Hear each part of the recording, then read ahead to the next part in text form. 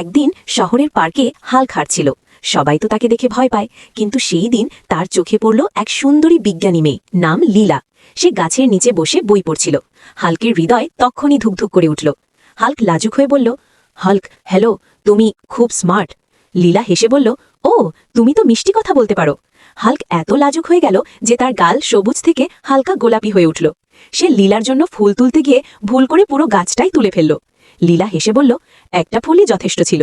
Hulk মাথা চুলকে বলল, হাল্ক একটু বেশি শক্তিশালী। এরপর হাল্ক তাকে আইসক্রিম খাওয়াতে গেল, কিন্তু স্কুপ দিতে গিয়ে পুরো ফ্রিজটাই হাতে তুলে নিল। দোকানদার অবাক, লীলা হাসিতে গড়িয়ে পড়ল। ধীরে ধীরে লীলা বুঝল হাল্ক ভয়ঙ্কর নয়, সে আসলে খুবই ভালোবাসাপূর্ণ আর নির্দোষ। হাল্কও বুঝল ভালোবাসা মানে শুধু শক্তি নয়, যত্ন আর হাসি ভাগ করা। সেই দিন সূর্যাস্তের সময় পার্কে বসে তারা দুজনেই আইসক্রিম খেল আর আকাশের দিকে তাকিয়ে হাসল। হাল্ক ফিসফিস করে বলল, হাল্ক তোমাকে খুব পছন্দ করে।